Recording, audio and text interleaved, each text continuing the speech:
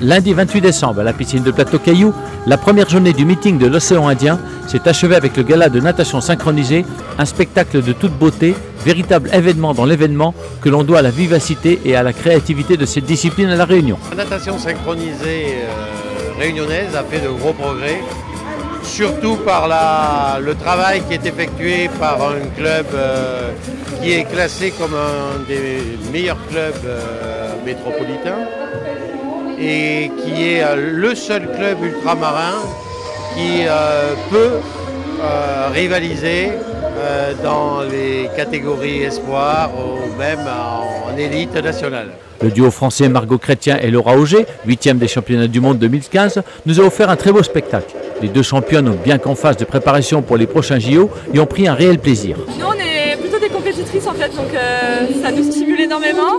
On arrive à sortir une énergie qu'on n'arrive pas forcément à sortir à l'entraînement. On s'éclate et après, des fois, ça peut nous jouer un peu des tours parce qu'on fait un peu des fautes de synchro qu'on ne fait pas d'habitude. Mais on s'éclate tellement, nous c'est vraiment que du bonheur tout ça. C'est un bon test, on a l'émulation du public qui nous donne de l'énergie, un peu comme en compétition, sauf que on va dire que ça nous sert de test, vraiment de répétition pour les compétitions. Comme on dit, les erreurs ça permet d'avancer et au gala, on peut se permettre de faire plus d'erreurs qu'en compétition, même s'il faut essayer d'en faire le moins possible. Sans complaisance et avec objectivité, elles n'ont pas manqué l'occasion de faire un commentaire très élogieux sur la qualité et l'originalité de la natation synchronisée réunionnaise. Par rapport aux filles de la métropole, peut-être la technique va être un peu moins bonne, mais on voit des filles qui s'éclatent en fait.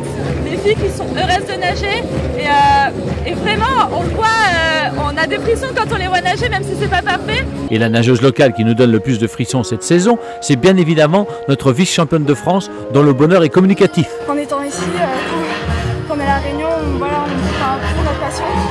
Pour après justement arriver au plus haut, ça nous booste, ça nous donne un objectif plus fort. Certes, au prix d'un effort colossal à en juger du nombre d'heures d'entraînement. 5 entraînements par semaine, avec ça va de 2 heures à 3 heures d'entraînement par jour, mais pas tous les jours.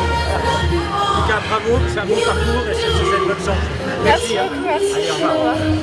En effet, la natation synchronisée est un sport très exigeant et très difficile. La réussite au plus haut niveau se construit sur 3 valeurs essentielles. La première des choses, c'est de prendre plaisir dans ce qu'on fait.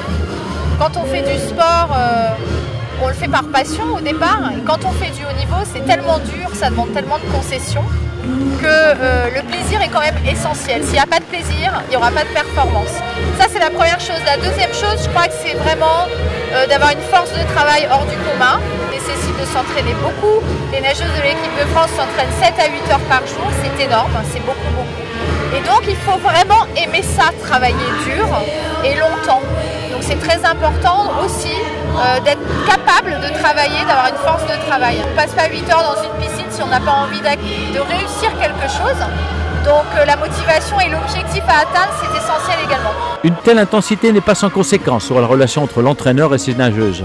La difficulté étant de gérer l'affectif sans compromettre l'exigence. La relation, elle est en effet affective. Ce qui est très important quand on est entraîneur, c'est de maintenir une certaine limite parce qu'il faut que cette rigueur soit toujours omniprésente. Et si on est trop dans l'affection, je pense qu'on perd de cette exigence. Et ça, c'est dommage, c'est pas possible. Donc, et c'est vrai qu'au-delà de ça, ce sont des jeunes filles que je pense que je vois bien plus que leurs parents ces dernières années. On passe beaucoup de temps ensemble, on traverse des épreuves quand on part sur des grands rendez-vous internationaux. Quand on échoue, quand on réussit, c'est quand même des choses qui lient à vie. En tout cas, cette 27e édition a été un grand moment d'émotion pour celui qui va tirer sa révérence avec le sentiment d'avoir œuvré à la pérennisation de la natation réunionnaise. C'est la 27e édition et je peux dire que je les ai toutes faites. Donc je pense qu'il est temps de laisser place. J'espère, avant de partir et de quitter mes fonctions au comité régional, de laisser une équipe qui va pouvoir continuer parce que ce meeting est nécessaire à la natation réunionnaise. Je le dis toujours, je suis très fier que ce meeting soit l'œuvre de tous les clubs réunionnais qui participent financièrement à son élaboration. J'ai une équipe derrière moi, j'ai un CTR, en natation synchronisée, j'ai une Marie Tavenard qui a apporté beaucoup à la natation synchronisée. Donc bon vent à tous!